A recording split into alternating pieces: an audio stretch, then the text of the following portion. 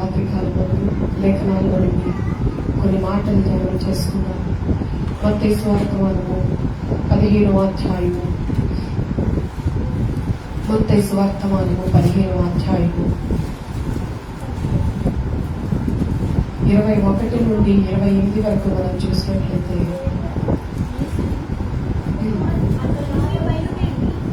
యేసు అక్కడ నుండి బయలుదేరి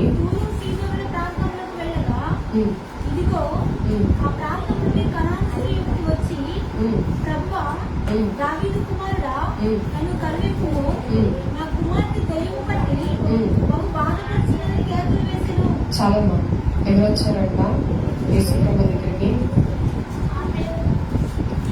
కానాను స్త్రీ ఒకటి వచ్చిందంట.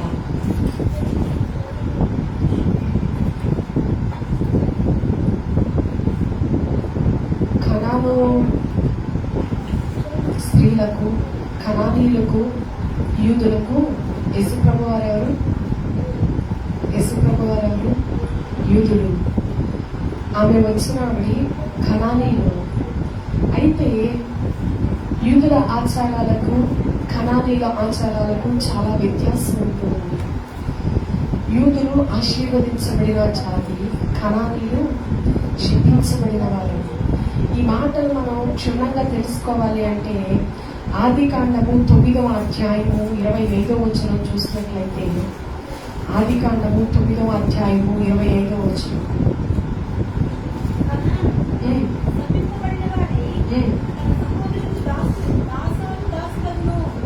చాలా ఏంటంట, కనాను శపించబడిన వాడే తన సహోదరు దాసుడను.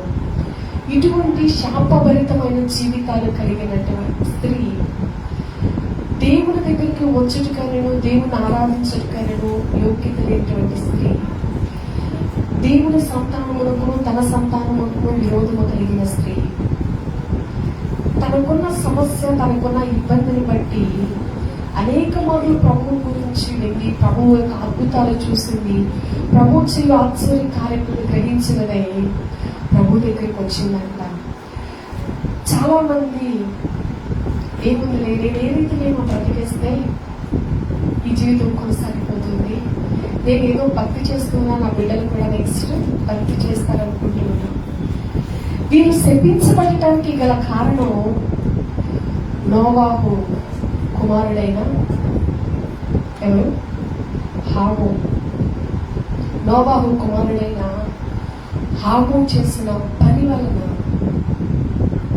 హాము చేసిన పని వలన శపించబడ్డాడు ఈ కనానీయుల జాతి. హాము ఏం చేశాడు? ఏదైతే తను చేయగలిగి ఉండి కూడా తన తండ్రిని అవమానపరిచి ఉన్నాడో, తను చేయగలిగి ఉండి కూడా తను చేయక తన తండ్రిని అవమానపరిచి ఉన్నాడో, అందువల్ల ఏం పొందుకున్నాడు? శపించబడ్డాడు. ఆ శపించబడిన జనాంగంలో స్త్రీ ఈవిడ. కనాను స్త్రీ అయి ఉండి కూడా, శపించబడిన అనుభవాల్లో ఉండి కూడా, ఒక అన్యురాలుగా ఉన్న ఈవిడ తన కుమార్తెను దయ్యం పట్టిందని చెప్పి దేవుని దగ్గరకు వచ్చిందంట. ప్రభువా, దావీదు కుమారుడా, నన్ను కరుణింపు అని ప్రార్థన కేకలు వేస్తూ ఉందంట. నా కుమార్తె దయ్యము పట్టి బహు బాధపడుచున్నదని కేకలు వేస్తూ ఉంది. ఈ రాత్రి కాలమందు మన భక్తి జీవితాలతో చూస్తే,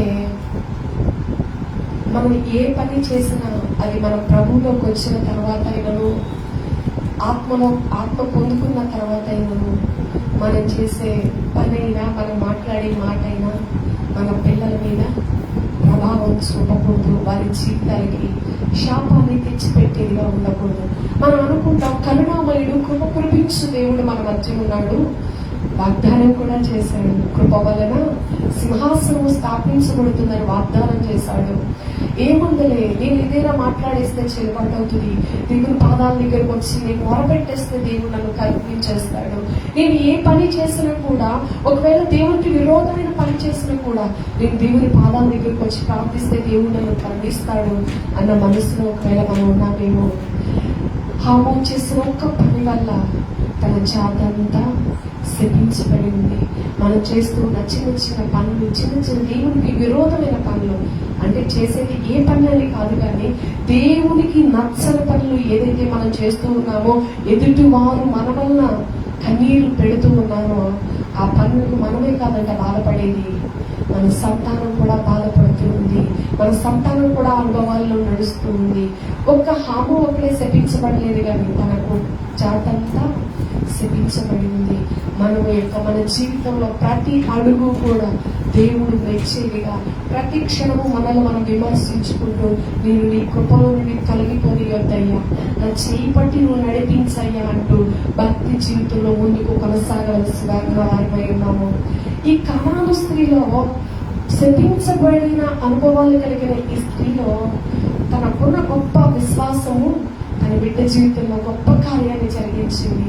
ఇది చాలా మంది ఎందుకు కార్యం జరగట్లేదు, నేను ప్రార్థన చేస్తున్నాను, విశ్వాసం ఉంచుతున్నాం అంటూ ఉన్నాం, కానీ మన విశ్వాసం ఎలా ఉంటుందంట, మందిరానికి వచ్చినప్పుడు మాత్రమే మన విశ్వాసం నిలబడుతుంది. ఇంటికి వెళ్ళిన తర్వాత అవిశ్వాసం మనల్ని ఏలుబడి చేస్తూ ఉంది.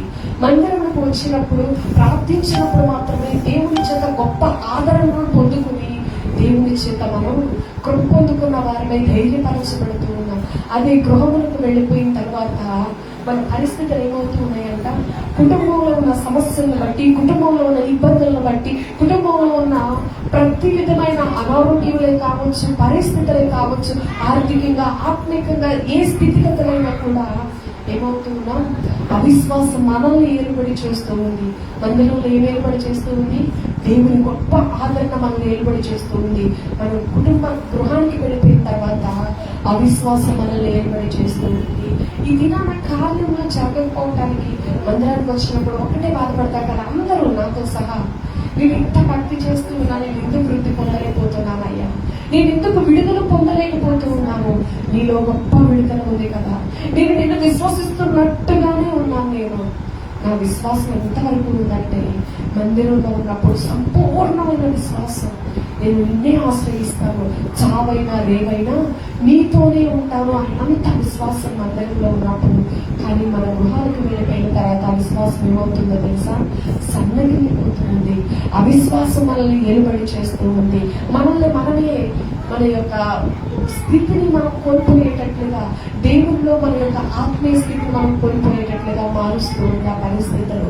ఈ రాత్రి కాలం ముందు దేవుడు అంటూ ఉన్నాడు, ఒక శపించబడిన స్త్రీని కరుణించిన దేవుడు, ఒక అన్యురాలు జీవితంలోనే కార్యము చేస్తున్న దేవుడు నీ జీవితంలో కార్యము చేయటం లేదు అంటే, నీ జీవితంలో ఇంకా ఆలస్యం అవుతూ ఉందంటే, నువ్వు అనుకోవాల్సింది ఏంటో తెలుసా, ఇంకనూ నా భక్తిలో ఏదో లోపం ఉంది, ఇంకనూ నేను చేయవలసింది ఇట్లా చేయక నేనేదో భక్తి చేస్తూ ఉన్నానన్న ముసుగులో బ్రతుకుతూ ఉన్నాను, నేనేదో భక్తి చేస్తున్నానన్న భ్రమలో బ్రతుకుతూ ఉన్నా, నేనేదో నాకంతా తెలుసు భక్తిలో, నేను ఇంతకు మించి ఇంకా నేను ఏ రీతిగా చేయగలను, నేను ఇంతకు మించి దేవుని కృపను నేను ఏ రీతిగా పొందుకోగలను అని చెప్పి ఏం చేస్తుంటా మనల్ని మనమే మోసం చేసుకుంటూ ఉన్నాం. ఈ రాత్రి కాలంలో పరిశుద్ధాత్మ దేవుడు తెలియపరుస్తూ ఉన్నాడు, కనాను స్త్రీ యేసులో విడుదల పొందుకుంది. ఆ రీతిగా నేను విడుదల పొందుకోవాలి అంటే, ఆ స్త్రీ ఏ రీతిగా ప్రార్థించిందో, ఏ రీతిగా ప్రభు యొక్క సహాయమును కోరుకుందో, ఏ రీతిగా ప్రభు యొక్క పరీక్షకు నెగ్గినదై ప్రభు యొక్క కృపను పొందుకుందో, ఈ రాత్రి కాలం అందు కొన్ని మాటలు మనం ధ్యానం చేసుకుందాం. అనుకోవచ్చు, నేను అన్నిరాలి కాదు కదా, నేను శపించబడిన అనుభవాల్లో లేదు కదా, నేను దేవుని చేత దీవించబడిన అనుభవాల్లో ఉన్నా, మరి ఫలమేంటి? నువ్వు దీవించబడిన అనుభవాల్లో ఉన్నావు, నువ్వు శపించబడిన అనుభవాల్లో లేవు, ప్రతిదినము దేవుని యొక్క కృపను పొందుతున్న అనుభవాల్లోనే ఉన్నావు, మరి ఫలమేంటి? ఈ రాత్రి కాలం అందు నిజముగా నువ్వు దేవుని యొక్క కృపను పొందుకొని ఆయన చేత సహాయము పొందుకోగలిగితే, దేవుడి రాత్రి కాలం అందు నీ సమస్య ఏదైనా కావచ్చు, నీ ఇరుకు ఏదైనా కావచ్చు, నీ ఇబ్బంది ఏదైనా కావచ్చు, నీవు కోరినట్లే దేవుడు చేయబోతూ ఉన్నాడు. నీ విశ్వాసమును బట్టి దేవుడు నీవు కోరినట్లే దేవుడు చేయబోతూ ఉన్నాడు. కేవలము నీ విశ్వాసము మీద నీ కార్యం ఆధారపడి ఉంది, నీ విశ్వాసము మీదనే నీ కార్యం ఆధారపడి ఉంది. నువ్వు కేవలం మందిరంలో విశ్వాసం చూపుతున్నావా? కార్యము జరగదు. నీ విశ్వాసము స్థిరపరచబడాలి. ముందుగా నీ విశ్వాసము స్థిరపరచబడాలా. లోకంలో ఉన్న ఆశలు చచ్చిపోవాలి, లోకంలో ఉన్న కోరికలు చచ్చిపోవాలి, లోకంలో ఉన్న ప్రతి విధమైనది నీలో జీరో కావాలి. దేవుడు మాత్రమే నీ జీవితంలో 100% ఉండాలి. అప్పుడు మాత్రమే దేవుడు సంపూర్ణమైన విడుదల, సంపూర్ణమైన కార్యంలో చేయగలరు. కానీ మనం ఏం చేస్తామో తెలుసా? మందిరంలోకి వచ్చినప్పుడు యేసయ్య 100%, ఎప్పుడు మందిరంలోకి వచ్చినప్పుడు యేసయ్య నా హృదయంలో 100% ఉంటాడు. కానీ మందిరము మెట్లు దిగిన తర్వాత యేసయ్యకి కొంచెం ప్లేస్, అది 2% కావచ్చు, 1% కావచ్చు, మిగిలినంతా నేను, నా సామ్రాజ్యం. ఈ మనస్సును కలిగి ఉంటున్నారు కనుక దేవునిలో ఉన్న గొప్ప విడుదలను మనం పొందలేకపోతూ ఉన్నాం. చాలా మంది అనుకోవచ్చు, అలాగే చెప్తూ ఉంటారు, శ్రమ అనుభవించే వాడికి తెలుస్తుందని చెప్పి రకరకాలుగా మాట్లాడతారు. నిజముగా నువ్వు దేవుని కృపను అనుభవించి చూడు, దేవుని యొక్క మార్గాల్లో నడిచి చూడు, లోకంలో ఉన్న వాటిని విసర్జించి చూడు. దేవుడు గొప్ప కార్యాలు చేయబోతూ ఉన్నాడు. ఏది పడకని కాదు, నీవు కోరినట్లే దేవుడు చేయబోతూ ఉన్నాడు. అంతేగాని దేవుని యొక్క చిత్తాన్ని, దేవుని యొక్క ఆశను నీ మీద రుద్దాలని ఆయన ఇప్పుడు చూడటం లేదు. కానీ నువ్వు ఏది కోరుకుంటూ ఉన్నావో దేవుని సన్నిధిలో ఆత్మ సంబంధమైనది దేవుడు నీ జీవితంలో జరిగించబోతూ ఉన్నాడు. అయితే ఆ స్త్రీ దేవుని దగ్గరకు వచ్చిందంట. తన కుమార్తెను దయ్యం పట్టిందంట. దయ్యం పట్టిందని చెప్పి ప్రభు దగ్గరకు వచ్చింది. ఏమని ఉంటుంది 22, కనాను స్త్రీ ఒకటి వచ్చి, ప్రభువా, దావీదు కుమారుడా, నన్ను కరుణింపు, నా కుమార్తె దయ్యము పట్టి బహు బాధపడుచున్నదని కేకలు వేస్తుందంట. శ్రమ తనకి రాలేదు కదా, తన శరీరము, తన హృదయం అంతా బాగానే ఉంది కదా. వచ్చింది ఎవరికి? తన కుమార్తెకు వచ్చింది. ఆవిడేం చేస్తుందంట? కేకలు వేస్తుంది. బహుగా కేకలను బాధపడుతుందని కేకలు వేస్తుందంట. అదే మనం ఎలా ప్రార్థన చేస్తామో తెలుసా? దేవుని సన్నిధికి వచ్చి కన్నీరు విడవడానికి కూడా ఎవరైనా చూస్తున్నారేమో, నా శ్రమ ఏమన్నా తెలిసిపోతుందేమో. తెలిసిపోతే మరి మనం పిఎం సీఎం తర్వాత పోస్ట్ అంతా మనదే కదా. మన కన్నీరు చూస్తే వారు అవమానపరుస్తారు కదా, మన కన్నీరు, మన ఇబ్బంది చూస్తే వారు ఆగమ చేస్తారు కదా. కన్నీరు కార్చడానికి కూడా సిద్ధపడతాం. కేకలు వేసే సంగతి దేవుడే. దేవుని సన్నిధిలో నిండు మనసుతో నీకున్న బాధల గురించి, నీకున్న ఇబ్బందిని గురించి కన్నీరు కార్చడానికి కూడా సిగ్గుపడతాం మనం దేవుని సన్నిధిలో. ఆవిడలా కాదంట. దేవుని దగ్గరికి రావడానికి కూడా యోగ్యురాలు కాదు అని, దేవుని యొక్క సన్నిధిలో నిలబడటానికి కూడా యోగ్యురాలు కాదని, అయోగ్యమైన నేను మీకును మాకును సరిపోదు. అయినా కూడా నన్ను నేనే తగ్గించుకుంటానయ్యా, నేను నీ పాదాల దగ్గరికి వస్తూ ఉన్నానయ్యా. బాధపడుచు కేకలు వేస్తూ ఉందంట. మనం ఏం చేస్తామో తెలుసా? కేకలు వేయాల్సిన చోట మౌనంగా ఉంటాము, మౌనంగా స్తుతించాల్సిన చోట కేకలు వేస్తాము. లోకంలో ఏది జరిగినా కూడా ఏం చేయాలి? మౌనంగా ఉండాలి. లోకంలో ఏం చేస్తాం తెలుసా? ఎవరన్నా ఇంత అన్నివ్వండి, ఫస్ట్ నిలబడేది వాళ్ళ సౌండ్, తర్వాత ముందు మన సౌండే నిలబడుతూ ఉంది. దేవుని దగ్గర, దేవుని పాదాల దగ్గర నీ కేకలు దేవుడు మందిరంలో వినబడాలా, దేవుడు సన్నిధిలో వినబడాలా. అంతేగాని నీ కేకలు, నీ యొక్క స్వరము రోడ్డు మీద కాదు నీ స్వరం వినబడేది, ఇంట్లో కాదు నీ స్వరం వినబడేది. దేవుని సన్నిధిలో నువ్వు కేకలు వేసినప్పుడు నిశ్చయముగా ఆయన నిన్ను కరుణించు దేవుడు అయి ఉన్నాడు. అంతేగాని నేను లోకంలోనే కేకలు వేస్తానయ్యా, నేను బయట మొత్తం నా సమస్య అంతా ఊర్లో వాళ్ళందరికీ వివరించేస్తానయ్యా విత్ కన్నీటితో. ఎవరి దగ్గర? ప్రజల దగ్గర విత్ కన్నీటితో నేను వివరిస్తానయ్యా. నీ దగ్గరికి వచ్చినప్పుడు ఎక్కడ లేని భక్తి కలిగిన నేను ఎవరిలాగా అంట? ఆవిడెవరమ్మా? అన్న. ఎలా ఉందంట? మౌనంగా రోధిస్తూ ఉందంట. యాజకులు అనుకున్నారు నువ్వు మధ్యరాలై ఉన్నావా? ఆ రీతిగా మనం కూడా, అన్న నీ మౌనంగా ఉండి దేవుడిని స్తుతించింది కదా, దేవుడి దగ్గర నుంచి ఫలమును పొందుకుంది కదా, మేము కూడా మౌనంగానే చేతులు కట్టుకుని స్తుతిస్తాం. కార్యాలు జరగవు. నువ్వు దేవుని సన్నిధికి వచ్చి దేవుని సన్నిధిలో నువ్వు కేకలు వేసినప్పుడు, దావీదు కుమారుడా నన్ను కరుణించు కరుణించాలి నువ్వు కేకలు వేసినప్పుడు దేవుడు నీకు, మీ కుటుంబానికి గొప్ప విడుదల ఇవ్వబోతూ ఉన్నాడు. అంతేగాని అన్నకు వచ్చిన శ్రమ వేరు, ఇక్కడ కనాను స్త్రీకి వచ్చిన ఇబ్బంది వేరు. హన్నాకి శ్రమ కలిగింది. దేవుడు ఇప్పుడు కాకపోతే రేపటి దినాన హన్నా యొక్క శ్రమను తొలగించగలడు. దెయ్యం పట్టిన ఎన్ని రోజులు ఉంచుకుంటారంటారు ఇంట్లో? దెయ్యం పట్టిన స్త్రీని ఎన్ని రోజులు ఉంచుకుంటారంటారు? ఆ యొక్క చేష్టలు భరించగలరంటారు. అదే గుండ్రాలైన స్త్రీని ఎన్ని రోజులు ఉంచుకుంటారు? నిందలైనా అవమానాలైనా ఇంట్లో ఉండక తప్పదు. శ్రమను గుర్తించక దేవుని దగ్గర మౌనంగా ఉండవలసిన సమయంలో కేకలు వేయవలసిన సమయంలో మౌనముగా ఉండి దేవుని దగ్గర నుంచి విడుదల పొందుకోలేకపోతున్నా. ఈ రాత్రి కాలంలో పరిశుద్ధాత్మ దేవుడు తెలియపరుస్తూ ఉన్నాడు. దెయ్యము పట్టింది అంటే దెయ్యం అంటే రకరకాలుగా ఉంటాయి. ఎదురాడే మనస్తత్వం ఉంటుంది, మాట వినని మనస్తత్వం ఉంటుంది, దేవునికి విరోధముగా మాట్లాడే మనస్తత్వం ఉంటుంది. రకరకాలుగా ఉంటాయి. వాటిలో క్వాలిటీస్ అవన్నీ మనకెందుకు బలిపీఠం మీద? నువ్వు నిజముగా ప్రార్థన చేసి, దావీదు కుమారుడా, నాకు నీవే ఆధారం, నేను అపాత్రురాల్ని, నేను అయోగ్యురాల్నేనయ్యా, కానీ నా శ్రమ నుండి విడిపించగలిగిన దేవుడు నీవే, నా ఇబ్బంది నుంచి విడిపించగలిగిన దేవుడు నీవే అని ప్రార్థన చేసినప్పుడు నిశ్చయముగా దేవుడు కరుణించేవాడై ఉన్నాడు. నిశ్చయముగా దేవుడు ఆదరించే దేవుడై ఉన్నాడు. ఆ స్త్రీ విషయంలో కార్యం చేసిన దేవుడు మన కార్యం చేయడంట. ఆ కాలంలో ఉన్నవాడు, ఈ కాలంలో ఉన్నవాడు, సజీవుడైన వాడు, మన మధ్య సంచరించుచున్నవాడు నజరేయుడైన యేసు. అటువంటి దేవుని కలిగి ఉన్న మనము ఇంకా నువ్వు శ్రమల కొట్టబడుతూ ఉన్నామంటే లోపం ఎక్కడుందో తెలుసా? మన భక్తిలో, మన ప్రార్థనలో ఉంది. సరైన ప్రార్థన, క్రమమైన భక్తి చేయకనే ఏమి ఎలా పేర్చారంట? బలిపీఠం కట్టినప్పుడు కట్టెలు ఎడాపెడా పెట్టేసారు. ఎట్లా పెట్టినా కూడా దేవుని అగ్ని వచ్చి కాల్చి పొడుగు చేసేస్తుంది అన్నాడా? లేదు. కట్టెలు పేర్చేటప్పుడు క్రమముగా పెట్టాలి. క్రమముగా పెట్టండి అగ్ని దిగి రాదు.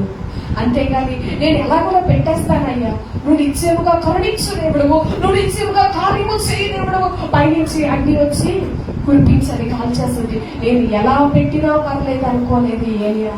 అటువంటి భక్తులే దేవుని విషయంలో రాసి పడక క్రమమైన భక్తి చేయాలని ఆశపడుతూ ఉంటే, నీవు నేను ఈ కొంచెము చిన్నపాటి భక్తికి మనం ఏం చేస్తూ ఉన్నాను తెలుసా? దేవుడు నన్ను కరుణించట్లేదు ఎందుకు, దేవుడు నన్ను కరుణించట్లేదు ఎందుకు అంట దేవుడిని క్వశ్చన్ చేస్తూ ఉన్నాం. రాత్రి కాలం పరిశుద్ధాత్మ దేవుడు అంటూ ఉన్నాడు, దేవుని సన్నిధిలో కేకలు వేయాలి, సిగ్గుపడనక్కర్లేని పని మానివనే దేవుని సన్నిధిలో ప్రార్థించాలి.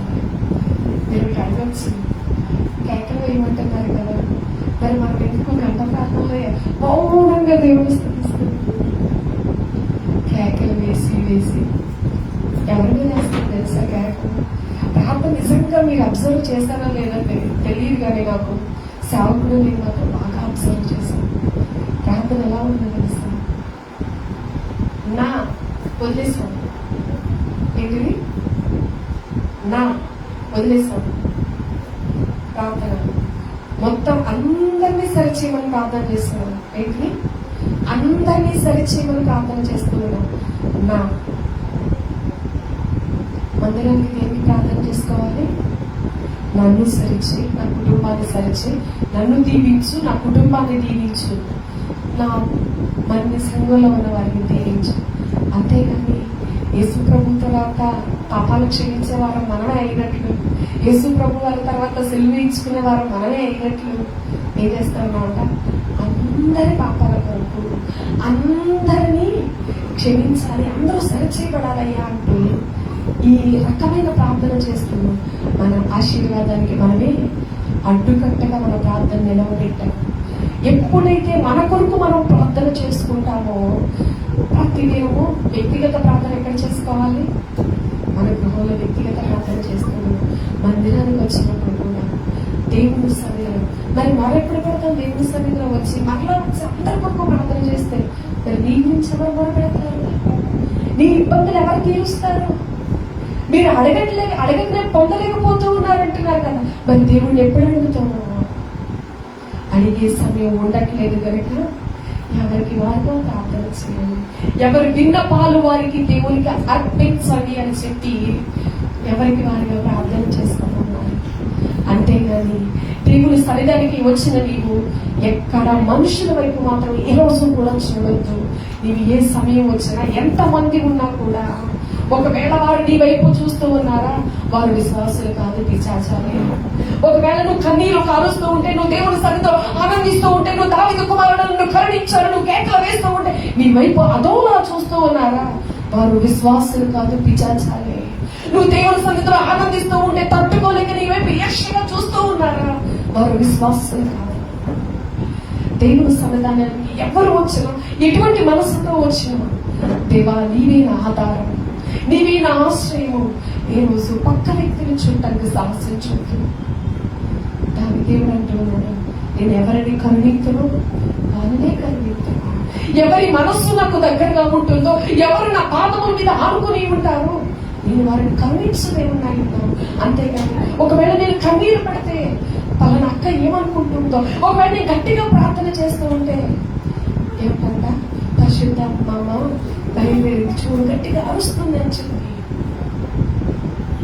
ఇవన్నీ సాతాను యొక్క క్రియలు. రాత్రికాలం మందు దేవుడు తెలియపరుస్తూ ఉన్నాడు. ఆ స్త్రీ అరుస్తూ ఉందంట, దేవుని సన్నిధిలో దావీదు కుమారుడు నన్ను కరుణించు, దావీదు కుమారుడు నన్ను కరుణించు అని అరుస్తూ ఉంది. కాకపోతే ఇక్కడ విషయం గమనించాలి, పౌలు అంటూ ఉంటాడు కదా, నేను నా బలహీనత యందు అతిశయిస్తున్నాను అంటారు.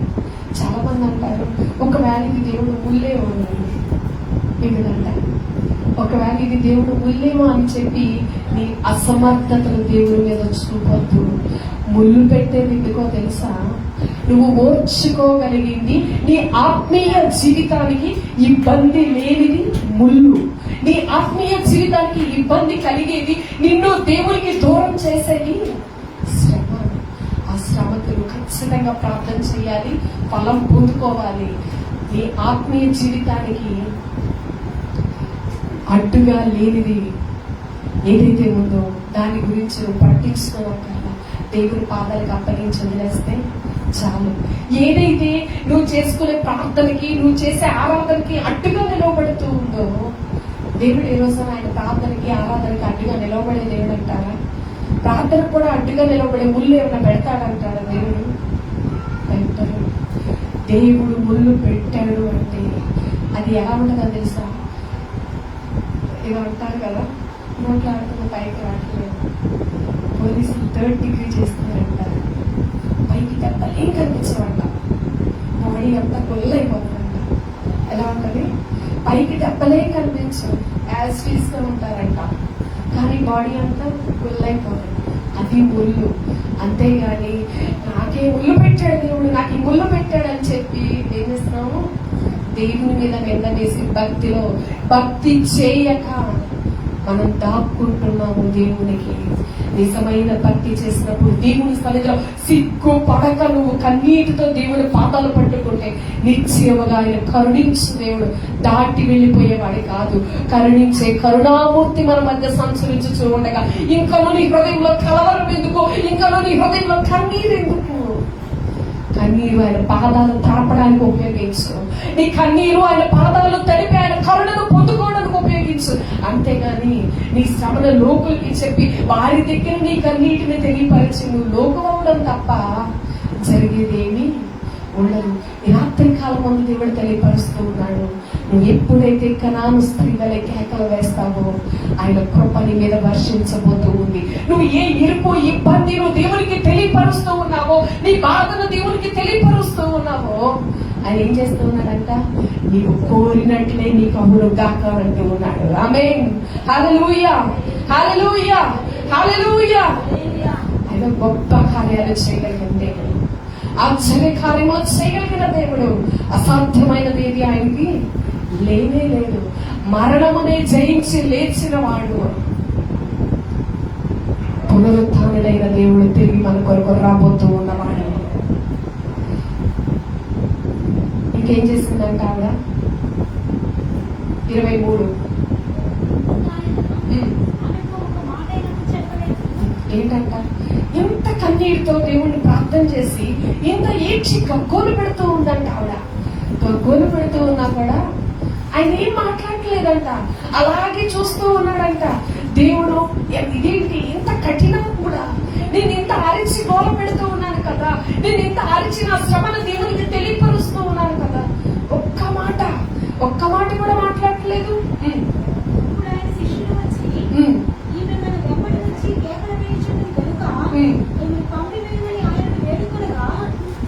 ఏం చేశారంట శిష్యులు? ఈమె మన వెంబడి వచ్చి కేకలు వేయించున్నది కనుక ఈమెను పంపివేయమని ఆయన్ను వేడుకొనగా ఏం చేస్తుందంట? ఆవిడ వెంబడిస్తుందంట. దేవుని కొరకు, దేవుని యొక్క ఆయన సన్నిధిని విడువక మనం ఏం చేస్తాం తెలుసా? ఆరాధన సమయంలో దేవుని సన్నిధిలో కేకలు వేయడానికి మన దగ్గర ఓపిక లేదు. ఇవేం చేస్తా తెలుసా? దేవుడిని విడిచిపెట్టక కేకలు వేస్తావు. నువ్వు దేవుని సన్నిధికి ఆరాధన సమయంలో వచ్చి నువ్వు మౌనంగా కూర్చొని నా కార్యాలు జరగట్లేదంటే ఇవి దేవుణ్ణి అరుస్తూ ఉన్నా, దేవుడు పట్టించుకోక, దేవుడు వెనకాల ఎక్కడికి వెళ్తే అక్కడికి ఆమె వెనకాల వెళ్తూ ఉన్నా కూడా దేవుడు పట్టించుకోవట్లేదు. చాలా మంది ఈ దినాల్లో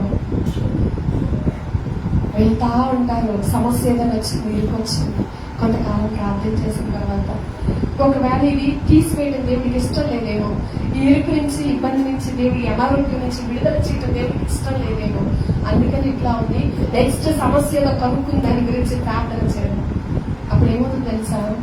కొత్త సమస్య వచ్చి మరలా ఉన్న సమస్య మీద పైన కూర్చుంటుంది. భారభరితమైన హృదయాలతో ఉన్న ప్రార్థన కూడా సాగలేము.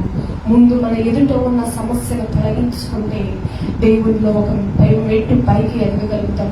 అంతేగాని శ్రమ వెంబడి శ్రమ వచ్చేస్తుంది, శ్రమ వెంబడి శ్రమ నన్ను ఏలుబడి చేస్తుందని చెప్పి ఆ రీతిగానే కొనసాగుతూ ఉంటే అదే వద్దలే.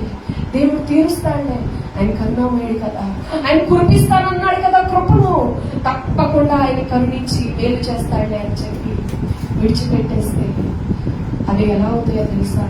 అందరంత ఎత్తుగా మనల్ని మించిపోతే శ్రమలు తర్వాత ఎంత రోదన ధ్వని చేయాలి. చిన్న చిన్న సమస్యలకి ఎంత కన్నీరు కారుస్తామో అలాగే శ్రమల సుడిగుండం అయితే తట్టుకొని ఎప్పటికప్పుడు ప్రార్థన చేస్తూ ప్రభు కృపను పొందుకుంటూ దేవుడి సన్నిధిలో గొప్ప విడుదలను పొందుకోవాలని దేవుడు ఆశపడుతూ ఉన్నాడు.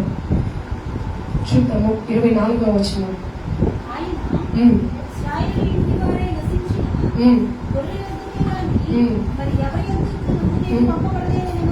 ఏమంటున్నాడంట దేవుడు? నేను నశించిన గొర్రెల యొద్దకే గాని మరి ఎవరి యొద్దకు నేను పంపబడలేదమ్మా.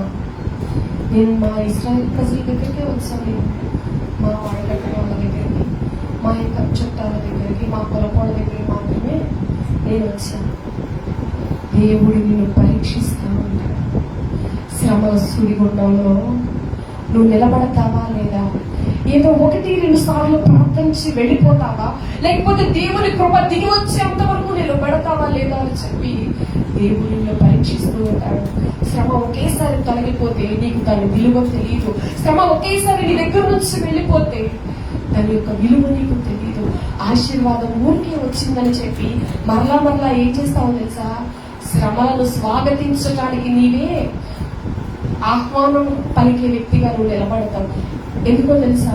ఒకసారి కరుణించాడు కదా, మరలా ఇబ్బంది వచ్చినా మరలా ఆయన కరుణిస్తాడు. ఒకసారి కరుణించాడు, ఒకసారి క్షమించాడు కదా, ఎరుకుల నుంచి ఇబ్బందుల నుంచి కాపాడాడు కదా, మరలా ఆయన నన్ను క్షమిస్తాడు అన్న మనస్సును కలిగి ఉంటాము కనుక ఆయన అంటూ ఉన్నాడు, నేను నా వాళ్ళ కొరకే వచ్చానమ్మా, నువ్వెవరో నాకు తెలియదు, నీకు నాకు సాంగత్యం లేదు, నేను మీకెలా సహాయం చేయగలను. ఆవిడ ఒక మాట అంటది, చదువు.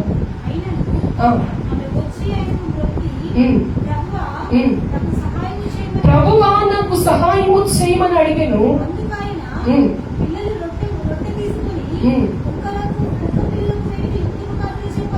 చాలా ఆవిడ వేడుకుంటుందంట. దేవుడు అంటూ ఉన్నాడు, పిల్లలు తినే రొట్టె మొక్కలు గొప్ప పిల్లలకి వేటు యుక్తం కాదమ్మా. నేను నా యొక్క మార్గాల్లో నడిచే వారికి ఇవ్వవలసిన ఆశీర్వాదాలు నీకు ఇవ్వడం నాకు యోగ్యమైన అనిపించట్లేదమ్మా. నా మార్గం వెంబడి నడిచి నా ఇష్టానుసారంగా జీవించే వ్యక్తులకి ఆశీర్వాదాలు ఇవ్వాలని నేను తీసుకుని వచ్చాను. కానీ మీకు ఇవ్వడానికి నా దగ్గర ఎలా కుదురుతుందని చెప్పి అడుగుతున్నప్పుడు ఆవిడ ఒక మాట అంటారు, చదువు. ఆమె నిజమే ప్రభువా, కుక్క పిల్లలు కూడా తమ యజమానుల బల్ల మీద పడి ముక్కలు తినడు కదా అని చెప్పాను అంటుంది. అయ్యా, నువ్వు నాకు మేలన్నీ చెయ్యొద్దయ్యా, నువ్వు నాకు ఆశ్చర్యకార్యములు చెయ్యొద్దయ్యా, నీ కృప నాకు పూర్తిగా కురిపిస్తే చాలయ్యా. ఏంటంట, రొట్టెలో బల్ల మీద నుండి పడి ముక్కలు, బల్ల మీద నుండి పడి చిన్న మొక్కలు దొరికిన నాకు చాలయ్యా, నా జీవితం మారిపోతుంది. నీ చల్లని చూపు చాలయ్యా, నాకు నా జీవితం మారిపోతూ ఉంది. నీ స్వరములో చిన్న మాట నాతో మాట్లాడితే చాలయ్యా, నా జీవితం మారిపోతూ ఉంది. దేవుని సన్నిధానికి వచ్చి నువ్వు మణిలు మాణిక్యాలు అడగక్కర్లేదు, కానీ దేవుని సన్నిధిలో ఎంత తగ్గించుకొని దేవుని దగ్గర నువ్వు ప్రార్థన చేస్తావో, ఎంత నిన్ను నీవు తగ్గించుకొని దేవుని సన్నిధిలో విజ్ఞాపనం చేస్తావో, దేవుడు అంత కరుణించు దేవుడై ఉన్నాడు. అక్కడ దేవుడు మాట్లాడాల్సిన మాటలు కాదు, కానీ ఆమె యొక్క స్వభావాన్ని ఏం చేస్తూ ఉన్నాడు, పరీక్షిస్తూ ఉన్నాడు. ఆవిడ ఒకవేళ నిలబడుతూ ఉందా, ఒకవేళ నేను కోపంగా మాట్లాడినప్పుడు, నేను ఆవేశంగా మాట్లాడినప్పుడు దేవుని కృపను ఆవిడికి తెలియపరిచే లోపే ఆవిడ వెళ్ళిపోతుందా అని చెప్పి దేవుడు అక్కడ ప్రశ్నల మీద ప్రశ్నలు వేస్తూ ఆవిడ పరీక్షిస్తూ ఉన్నాడు. ఆవిడ అంటూ ఉంది, నిజమే ప్రభువా, కుక్క పిల్లలు కూడా తన యజమానుల బల్ల మీద నుండి పడు మొక్కలు తినడు కదా. దేవుని సన్నిధిలో నుండి మనం చాలా నాకు అది కావాలయ్యా, ఇది కావాలయ్యా అంటూ చాలా రోషం కలిగి మనం దేవుడిని అడుగుతూ ఉంటాము. ఎంత తగ్గించుకుని మనం ప్రార్థన చేస్తాము, ఎంతగా ఆయన పాదాల దగ్గర వదిలిపోయి మనం ప్రార్థన చేస్తామో, విశ్వాసంతో ప్రార్థన చేసినప్పుడు నిశ్చయంగా దేవుడు కరుణించు దేవుడే అన్నాడు. అంతేగాని నాకు ఇస్తావా లేదా, నువ్వు నన్ను స్వరక్తం ఇచ్చి కన్నా ఏంటంట, ఆయన కుమారులు ఆయన కుమార్తెలే కదా, నువ్వు నాకు చేస్తావా చేయవా అని చెప్పి దేవుణ్ణి అదే పనిగా మనం క్వశ్చన్ చేస్తూ ఉంటాం. ఇవంటూ ఉంది, నేను యోగ్యురాలే కాదయ్యా, నేను అయోగ్యమైన వ్యక్తినేనయ్యా, అయినప్పటికీ నీ చిన్న స్వస్థత నా కుటుంబానికి కావాలి, నీ చిన్న మాట నా కుటుంబానికి కావాలి, నీ సరి చేసే మాట నా జీవితానికి కావాలయ్యా అంటూ దేవుని సన్నిధిలో ప్రాధాయపడుతూ ఉంది. దేవుడు అంటూ ఉన్నాడు, అమ్మా నీ విశ్వాసము గొప్పది, నీవు కోరినట్లే నీకు అవును కాక. ఆ గడియలోనే ఆమె కుమార్తె స్వస్థతను. నువ్వు విశ్వాసముతో దేవుని సన్నిధిలో కేకలు వేస్తూ ప్రార్థన చేసి దేవుని సన్నిధిలో నువ్వు నిలచి ఉంటే నిశ్చయముగా దేవుని జీవితంలో కార్యం చేయబోతూ ఉన్నాడు.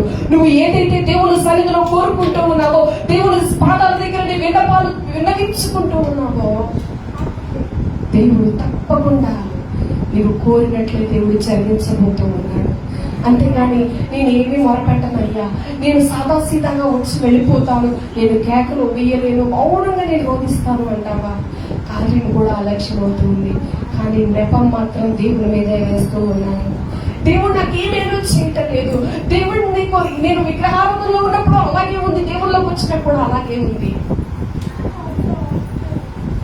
దేవుళ్ళలోకి వచ్చిన తర్వాత ఎన్ని కొబ్బరికాయలు పెట్టింది కాదు, దేవుళ్ళలోకి వచ్చిన తర్వాత ఎన్ని అగత్తులు ఇచ్చిన ఒక్కసారి నువ్వు చూసుకుంటే దేవుడిని బలులు అర్పణల కోరట్లు నీ హృదయాంతరంగంలో నిండు మనసుతో దేవుని ఆరాధించడానికి దేవుడు కోరుతూ ఉన్నాడు.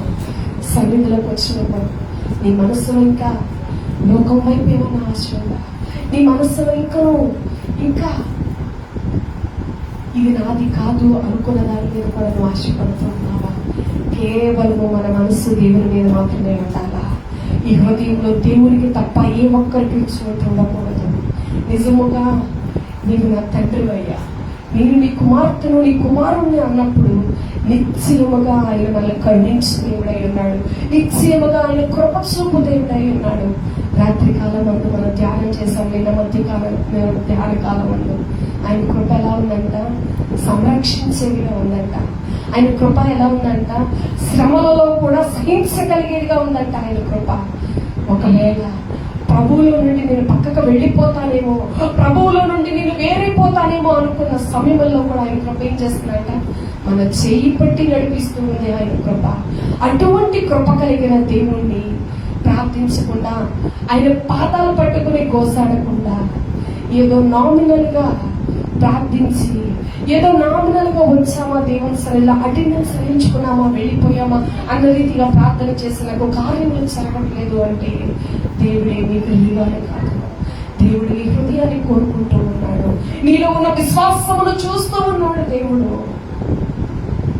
దేవుని పాదాల దగ్గర విశ్వాసం ఉంచకుండా, దేవుని పాదాల దగ్గర కేకలు పెట్టకుండా నువ్వు మౌనంగా బోధన చేస్తావయ్యా అంటే దేవుడు కూడా నాకు చేరినప్పుడు నువ్వు మౌనంగా ప్రార్థన చేసి చేసి చేసి చేసి అది అక్కడికి వెళ్ళినప్పుడు అప్పుడు నేను కూడా ఆలకిస్తానంటూ ఉన్నాడు. ఈ రాత్రి కాలమందు దేవుడు తెలియపరుస్తూ ఉన్నాడు, ఎప్పుడు కేకలు వెయ్యాలో, ఎప్పుడు మౌనంగా స్తుతించాలో దేవుని పాదాల దగ్గర నేర్చుకుని దేవుని కృపను పొందుకునే వారిగా ఉండాలి. అంతేగాని ఇంకా శ్రమల చేత కొట్టబడుతూ, ఇంకా సుడిగుండాల చేత కొట్టబడుతూ, ఇంకా ఇబ్బందుల చేత కొట్టబడుతూ నా జీవితం ఇంతేనా, నా జీవితానికి ఇంకా మార్గం లేదా, నేను ఇంకా ఎంత కాలం ఇలా కొనసాగాలని చెప్పి బాధపడుతూ ఉన్నాను. నీ జీవితంలో కేకలు మొదలైతే సంతోషం నీ ఇంట్లో మొదలవుతుంది. నీ జీవితంలో దేవుని సన్నిధిలో నువ్వు కేకలు వేయటం మొదలు పెడితే నీకు కుటుంబంలో సంతోషాన్ని దేవుడు కూడా అటువంటి కేకల చేత నింపబోతూ ఉన్నాడు. అంతేగాని నువ్వు సిగ్గుపడుతూ దేవుని మందిరానికి వచ్చిన నీవు కొంతమందికి పాటలు పాడేటప్పుడు చప్పట్లు కొట్టడానికి కూడా సిగ్గు, అసలు చీమైనా చచ్చిపోతా లేదో అన్నంత ఇదిగా చప్పట్లు కొడతారు. దేవుని సన్నిధానికి వచ్చినప్పుడు నువ్వు సంతోషముతో దేవుని సన్నిధిలో నువ్వు ఆర్భాటంగా దేవుని స్తుతిస్తే నీ శ్రమలు, ఇరుకులు, ఇబ్బందులు అన్ని ఎక్కడ ఉండాలా? మందిరపు గేటు బయటే ఉండాలా. దేవుని మందిరానికి వస్తే నువ్వు నన్ను బ్రతికించావు కనుక, నువ్వు నన్ను బ్రతికించావు కనుక నేను నిన్ను స్తుతిస్తున్నానయ్యా, నీవు నాకు జీవం ఇచ్చావు కనుక, నీవు నాకు ఆరోగ్యం ఇచ్చావు కనుక, నీవు నాకు క్షేమాన్ని ఇచ్చావు కనుక నేను నిన్ను స్తుతిస్తున్నానయ్యా. ఆ మనసుతో మాత్రమే దేవుని సన్నిధిలో మనం అడుగు పెట్టాలా. అంతేగాని మన మందిరంలోకి వచ్చి కూడా మన శ్రమల గురించి, మన సమస్యల గురించి మనం ఆలోచిస్తూ ఉంటే దేవుని కృపను మనము నమ్మనట్లే, దేవుని సన్నిధిలోనికి వచ్చి ఉన్న మనము ఆయన మనల్ని కరుణిస్తున్నాడని, ఆయన మన మీద కృప చూపుతూ ఉన్నాడని విశ్వాసముతో దేవుని సన్నిధిలో మనం కొనసాగుతూ ఉన్నప్పుడు నిశ్చయముగా మన కేకలకైనా జవాబిచ్చు దేవుడై ఉన్నాడు. భర్తమయ్యి ఏమని కేకలేస్తున్నాడంట, దావీదు కుమారుడా నన్ను కరుణించి కరుణించి. ఆ దినాన అనేక మంది శాస్త్రులు ఉన్నారు, అనేక మంది పరిసయ్యులు ఉన్నారు, అందరూ వెళ్తూ ఉన్నారు, వస్తూ ఉన్నారు. కానీ తన చెవిలో ఒక స్వరం వినబడింది. ఎవరంట? నజరేయుడైన యేసు అద్భుతాలు చేస్తూ ఉన్నాడు. అప్పుడు అద్భుతాలు చేసిన దేవుడు ఇప్పుడు అద్భుతాలు చేయగల సమర్థుడు. ఎప్పుడో తెలుసా? నువ్వు కేకలు వేసినప్పుడు, దేవుని సన్నిధిలో నువ్వు కేకలు వేసినప్పుడు నిశ్చయముగా దేవుడు కరుణించేవాడై ఉన్నాడు. అంటూ ఉన్నాడు, దావీదు కుమారుడా నన్ను కరుణించు కరుణించు అంటే కేకలు వేస్తూ ఉన్నాడు. ఎందుకు మనం సిగ్గుపడుతూ ఉన్నాం దేవుని సన్నిధిలో? ఎందుకు మనం ఇంకా సంశయం చెందుతూ ఉన్నాం? ప్రార్థన చేస్తూ ఉన్నామే కానీ రెండు మనసులో ప్రార్థన చేయం. ప్రార్థన చేసేటప్పుడు కూడా సగం మనసేమో ఇంటి దగ్గర ఉంటుంది, సగం మనసేమో మందిరంలో ఉంటుంది. మన మనసు దేవుని సన్నిధిలో తిన్నగా నిలిపినట్లయితే ఈ మాసంలో ఆయన కృప ద్వారా ప్రతి సమస్య దేవుని నామంలో విడుదల పొందాలా. ఈ మాసంలో ప్రతి సమస్య కూడా విడుదల పొందాలా. మన విశ్వాసం పరిపూర్ణం చేయాలా. అంతేగాని శ్రమల సుడిగుండాల చేత కొట్టబడుతూ ఈ సంవత్సరంలో 5వ మాసంలో ఉన్నాం. మనం ఇలాగే కొట్టుకుంటూ వెళ్ళిపోతే మన కోసమే మనం ఏడుస్తూ ఉంటే నశించిపోయే ఆత్మల కొరకు ఎవరు ఏడుస్తారు? మన ఇబ్బందుల కొరకు, మన ఇరుకుల కొరకే మనం ఏడుస్తూ ఉంటే నశించిపోతున్న ఆత్మలు, అగ్నికి ఆహుతి అవుతూ ఉన్న ఆత్మల కొరకు ఎవరు ఏడుస్తారు? మనం రక్షించబడటానికి, మనం దేవుని కృపలో ఆనందించబడటానికి అనేకులు కన్నీరు కారిస్తే మనం ఈ స్థలంలో ఉన్నాము. మరి నశించిపోతున్న వారి కొరకు భారం మీద లేదా? అక్కడ ఏంటంటే అగ్ని ఆరదు, పొరుగు చాలదు. ఏదో నేను వచ్చాను, నా కుటుంబం మాత్రమే సంతోషంగా ఉంటే చాలు, నేను మాత్రమే దేవుడు సన్నిధిలో ఆనందిస్తే చాలు, నా జీవితం ఎలాగో ఇదైపోయింది, ఇంకా నేను ఏదో బ్రతికున్నంత కాలం దేవుడు స్తుతిస్తే చాలు. ఇది కాదు.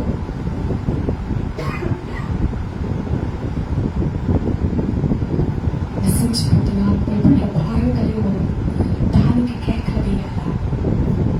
ఈ మాసంలో దేవుడు అద్భుతాలు చేసి మీరు ఏదైతే కోరుకుంటూ ఉన్నారో, అది కుటుంబ సమస్యలే కావచ్చు, ఆర్థిక సమస్యలే కావచ్చు, ఆత్మీయమైన సమస్యలే కావచ్చు, ఏదైనా సరే యేసు నామములో విడుదల పొందుదురు గాక, యేసు నామములో విడుదల పొందుదురు గాక. ఆత్మల కొరకైన భారముతో ప్రార్థించే వారిగా మనం తయారవ్వాలా. అంతేగాని అయ్యా అయ్యా ఇంకా ఇలాగే ఉన్నారయ్యా, మారట్లేదయ్యా, నిజముగా ఈ మాసం కూడా దాటిపోయి మన సమస్యలు పరిగెడుతూ ఉన్నాయంటే మనం ఎంత వాక్యం విన్నా కూడా వాక్యాన్ని ఇటు విని ఇటు వదిలేస్తున్నాము, ఇటు విని ఇటు వదిలేస్తున్నాము. సమస్య అలాగే కొనసాగుతూ ఉందంటే మనం వాక్యాన్ని వింటూ ఉన్నాం తప్ప పాటించట్లేదు. దేవుని వాక్యాన్ని విన్నప్పుడు దాన్ని అన్వయించుకుంటూ ఉన్నప్పుడు దేవుడు గొప్ప కార్యాలు చేయగలడు. బెలియా సంఘస్థులంట దేవుని వాక్కును వింటూ ఉన్నప్పుడంట, ఇది దేవుడు మనతోనే మాట్లాడుతూ ఉన్నాడా లేదా, ఇది గ్రంథంలో ఏ రీతిగా రాయబడింది ఉన్నాడని తరచి వింటూ ఆసక్తి కలిగి వింటూ ఉన్నారంట. మనం ఏ రీతిగా ఉన్నాం? ఒకవేళ మార్కులు వేస్తూ ఉన్నామా? వాక్యం ఎలా ఉంది అలా ఉందంట మార్కులు వేస్తూ ఉన్నామా? ఒక్కటే మనసులో రావాలి, దేవా నీవు నాతో మాట్లాడు, నీవు నాతో మాట్లాడయ్యా, నీ మాట చొప్పు నేను నడుస్తానయ్యా, నీవు నాతో మాట్లాడయ్యా, నీ మాట చొప్పు నేను నడుస్తానయ్యా. నా మనస్సుతో నువ్వు ఇంటి దగ్గర నుండి వస్తే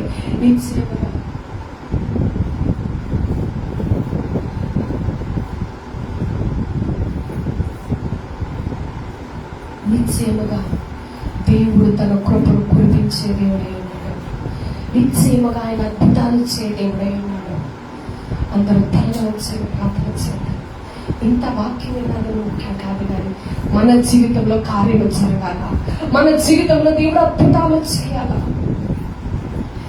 గంటల కొద్ది వాక్యం విని క్రియల రూపంలో ఒక్క మాట కూడా నువ్వు పెట్టకపోతే వ్యర్థమైపోతుంది వాక్యం అంతా.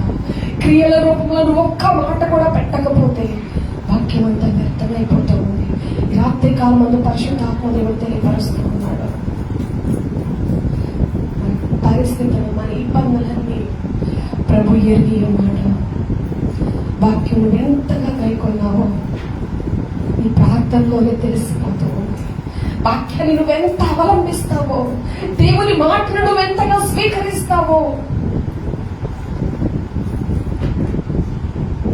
నువ్వు ప్రార్థన చేయటం లేదంటే అర్థం శ్రమ నీకు ఆనందంగా ఉంది. నువ్వు దేవుని సన్నిధిలో దావీదు కుమారుడు నన్ను కరుణించాలి కేకలు వేయటం లేదంటే అర్థం శ్రమ నీకు సంతోషంగా ఉంది. శ్రమలో నువ్వు ఆనందపడుతూ ఉన్నావు కనుక దేవుని సన్నిధిలో నువ్వు కేకలు వేయలేకపోతూ ఉన్నావు. రాత్రి కాలంలో దేవుడు నేను నిన్ను కరుణిస్తానమ్మా, నీ విశ్వాసమును బట్టి నేను నీ కార్యము చేయబోతూ ఉన్నాను, నీ విశ్వాసమును బట్టి నీవు కోరినది నేను నీకు అనుగ్రహించబోతూ ఉన్నాను. నీవు ఎలుగెత్తి ప్రార్థించినప్పుడు, ఎలుగెత్తి దేవుడు నామాన్ని ఆశ్రయించినప్పుడు దేవుడు గొప్ప చేయబోతూ ఉన్నాడు. ఆయన కృపను నీ మీద కురిపించబోతూ ఉన్నాడు. హల్లెలూయా, హల్లెలూయా, హల్లెలూయా.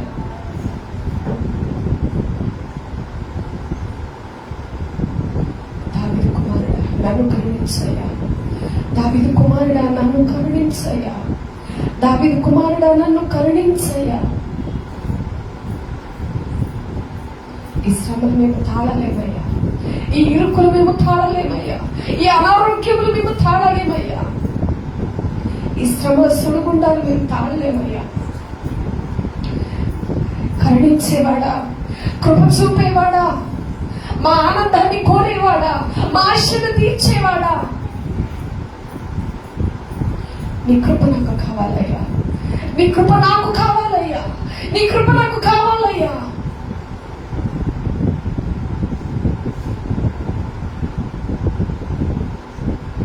ఆయన మేలకు అలవాటు పడ్డానండి. ఆయన పాదాలు వదిలి ఎక్కడికి పోగలం? ఒకవేళ నీకు వేరే అవసరం ఏదైనా ఉన్నదా? నువ్వు ప్రార్థించకపోవడానికి, నువ్వు దేవుడి సన్నిధిలో ఏడ్చి ఆయన సన్నిధిలో కేకలు వేయకపోవడానికి నీకు ఆశ్రయదుర్గం ఏదైనా ఉన్నదా? నీ ఆశ్రయదుర్గం ఆయనే కదా, నీ ఆధారం ఆయనే కదా, శ్రమల కొలువిలో నుండి నిన్ను సజీవులుగా నిలవబెట్టిన దేవుడే కదా.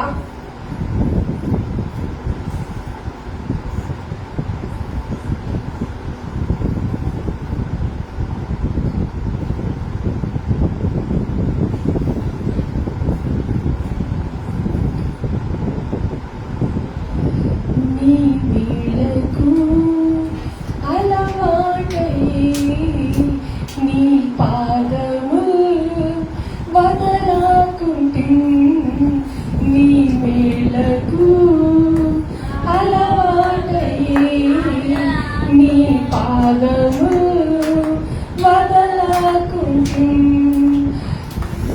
ఇష్టమైన దారి కనుగొంటి నీతో చేరి. ఆయనకి ఇష్టమైన దారిలో నడిచినప్పుడు, ఆయనకి ఇష్టమైన దారిలో నడిచినప్పుడు ఆయన క్రియలు చేయడం మొదలు పెడతాడు. ఆయన క్రియలు చేయడం మొదలు పెడతాడు. ఆయన పాదాలు పట్టుకోవాలా, ఆయన పాదాలు పట్టుకోవాలా. ఇంకా నువ్వు సంశయిస్తున్నావు చూసావా, ఇంకా నువ్వు దేవుని సన్నిధిలో, ఇంకా ఒకవేళ నేనేమన్నా దేవుని సన్నిధిలో అరిస్తే, నేనేమన్నా దేవుని సన్నిధిలో గట్టిగా ప్రార్థిస్తే ఒకవేళ అందరూ నమ్ముతారేమో, దేవుని సన్నిధిలో నేను రోదన చేస్తే అందరూ నవ్వుతారేమో, దేవుని సన్నిధిలో నేను ప్రార్థన చేస్తే నన్ను ఒక పిచ్చివాడిగా చూస్తారేమో.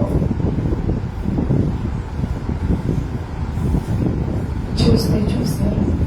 వీటన్నిటికన్నా నీ శ్రమ తొలగిపోవటమే నీకు గొప్ప. వీటన్నిటికన్నా నీ శ్రమ తొలగిపోవటమే నీకు దీవెన కలగటమే నీకు గొప్ప. మనుషులు ఈరోజు నమ్ముతారు, రేపు మరచిపోతారు. శాశ్వతమైన కృపతో నిన్ను ఆదరించే దేవుడు, శాశ్వతమైన ప్రేమతో నిన్ను దీవించే దేవుడు, హక్కును చేర్చుకునేవాడు, నీకు కృపనిచ్చి నేను దీర్ఘాయువు చేత నింపగలిగిన వాడు ఆయనే కదా. ఆయన సన్నిధిలో నీకు మొహమాటం ఎందుకు? ఆయన సన్నిధిలో నీకు సిక్కెందుకు? ఆయన సన్నిధిలో నువ్వు నిరాడంబరం కలిగి, నా కన్న తండ్రి, నేను ఎవరో ఎదుట నేను మాట్లాడట్లేదయ్యా, నీవు నిలుచున్నావనియు నీ పాదముల ఎదుట నేను రోదన ధ్వని చేస్తూ ఉన్నాను. నీవు నిజముగా దేవుని మాటను విశ్వసించిన వారైతే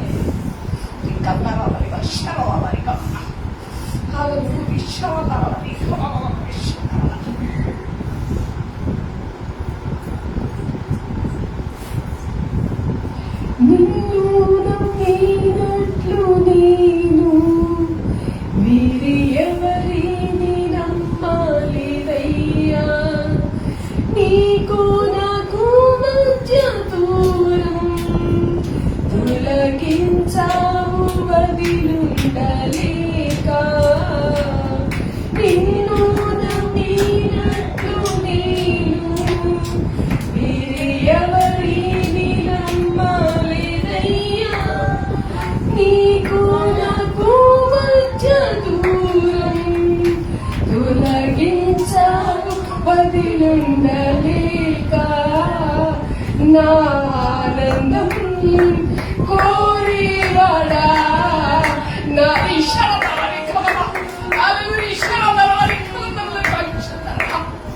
నా ఆనందం కోరివాడా, నా ఆశలు తీర్చేవాడా, క్రియలున్న ప్రేమానిది, నిజమైన ధన్యత నాది, క్రియలున్న ప్రేమానిది, నిజమైన ధన్యత నాది.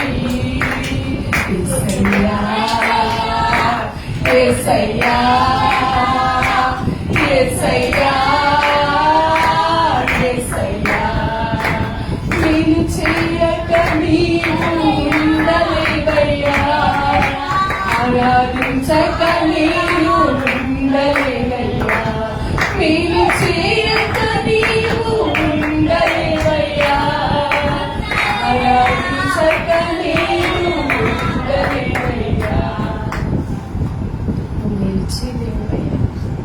నన్ను దీవించు దేవుడయ్యా, నా శ్రమ నుండి నీవు తప్ప ఎవ్వరూ వినిపించలేదయ్యా, నా అనారోగ్యం నుండి నీవు తప్ప ఎవ్వరూ నన్ను స్వస్థపరచలేదయ్యా.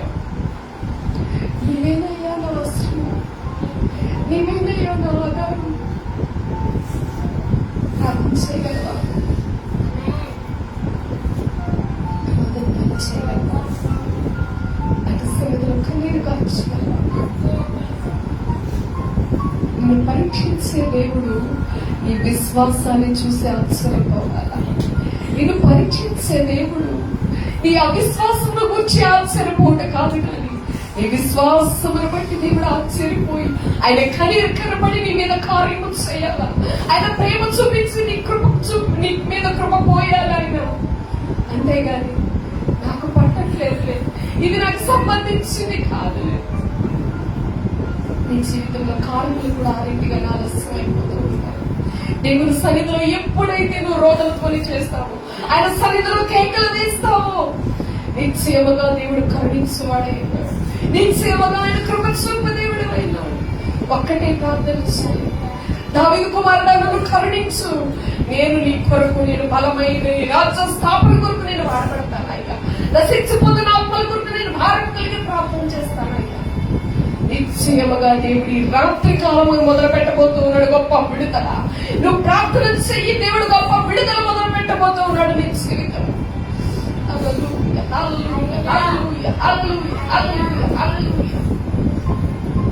దేవుని దగ్గర లాజిక్ మ్యాజిక్ ఏం లేవండి, ఒక్కటే లాజిక్. నువ్వెంతగా దేవుని దగ్గర ఆధారపడగలుగుతావో, నువ్వెంతగా దేవుని పాదాలు పట్టుకోగలుగుతావో, అంతగా ఆయన కృప నీ మీద కురిపించబడుతుంది, అంతగా ఆయన కృప నీ మీద కురిపించబడుతుంది. అంతే.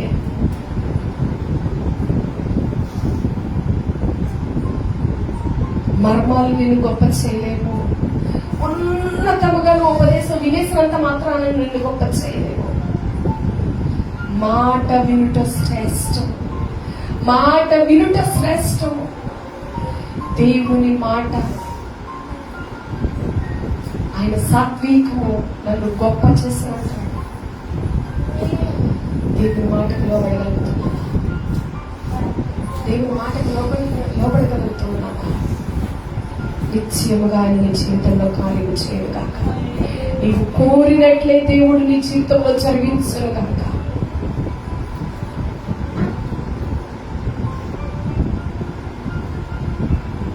ప్రార్థన ఎరిగిన ఆమె, దేవుని యొక్క లేఖనములు ఎరిగిన ఆమె, దేవుడిచ్చిన ఫలమే. కానీ ఒకనొక దినమందు తన కుమారుడు చనిపోయినప్పుడు ఏ మనుషుల దగ్గరికి వెళ్ళలేదు, ఏ వైద్యం దగ్గరికి వెళ్ళలేదు. నాకు ఇచ్చినది దేవుడే, తీసేసుకున్నది కూడా దేవుడే. దేవుడు మాత్రమే మరలా తిరిగి బ్రతికించగలిగినది కూడా దేవుడే. దేవుడు అనుక్షణము నీ విశ్వాసమును పరీక్షిస్తూ ఉన్నాడు. దేవుడు అనుక్షణము నీ విశ్వాసమును పరీక్షిస్తూ ఉన్నాడు.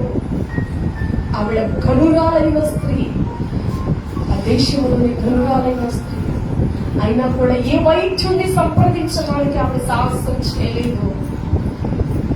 నాకు బిడ్డను అనుగ్రహించిన దేవుని దగ్గరికే వెళ్తాను, నేను నాకు ఇచ్చింది ఆయనే కదా.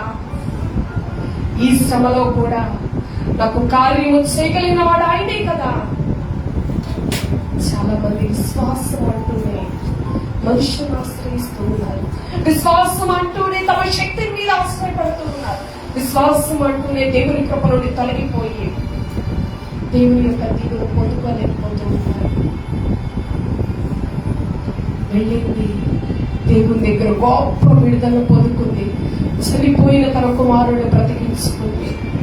అంతేకాదు, ఆ దేశంలోనికి కరువు రాబోతుందని చెప్పినప్పుడు వేరే దేశానికి వలస వెళ్ళిపోయింది. ఎందుకో తెలుసా?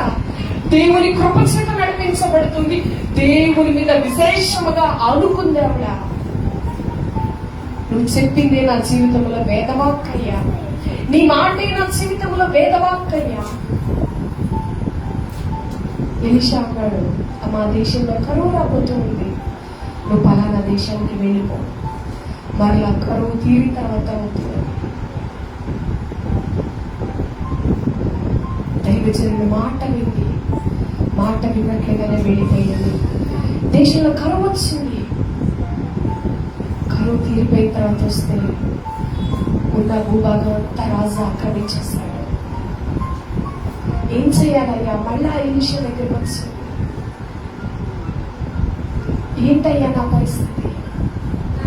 నేనున్నానమ్మా, నువ్వు నా మాట వింటున్నావు. దేవుడు నీ జీవితంలో కార్యం చేయాలంటే నువ్వు దేవుడికి అతి సమీపముగా జీవించాలా. నీ ప్రతి అడుగు దేవుడికి తెలియాలా, నీ ప్రతి ఆలోచన దేవుడికి తెలియాలా. నా అనేది కొట్టివేయబడాలా. నీవే అనేది నీ జీవితంలో స్థిరపరచబడాలా. నా అనేది ఎప్పుడు కొట్టివేయబడుతుందో నీ జీవితంలో, నీవే ఆ మాట మాత్రమే నీ జీవితంలో స్థిరపరచబడినప్పుడు దేవుడు నిశ్చయముగా ఆమె జీవితంలో గొప్ప కార్యాలు చేశాడు. కుమారుని బ్రతికించాడు. కోల్పోయిన సర్వస్వాన్ని మరలా తిరిగి అప్పగించాడు దేవుడు. ఎందుకో తెలుసా? ఆమె దేవుని మాట మాత్రమే ఆలోచిస్తుంది. దేవుని మీద మాత్రమే వశి పెట్టుకున్నది. కరువైన, ఇరుకైన, ఇబ్బందైన, మరణమైన దేవుడే నా సర్వస్వం అనుకుంటే అటువంటి విశ్వాసాన్ని కనపరచగలవా? అటువంటి భక్తిని కనపరచగలవా? ఎన్నాళ్ళు రెండు మనసుల మధ్య ఊగులాడుతూ ఉంటాం. దేవుడు అంటున్నాడు, నిలువెచ్చని స్థితిలో ఉండొద్దు, నిలువెచ్చని స్థితిలో ఉండొద్దు. భక్తి చేస్తున్నానని ముసుగులో నువ్వు ఉండొద్దు. నువ్వు నిజముగా భక్తి చేస్తే ఆయన మార్గాల్లోనే నడుస్తూ ఉన్నావు. నిజముగా నువ్వు భక్తి చేస్తే ఆయన మా అడుగు చాలలో నువ్వు నడుస్తూ ఉన్నావు. ఆయన మాటని గౌరవిస్తూ ఉన్నావు. ప్రార్థన చేద్దాం. ప్రేరేపించబడి వరకు ప్రార్థన చేద్దాం.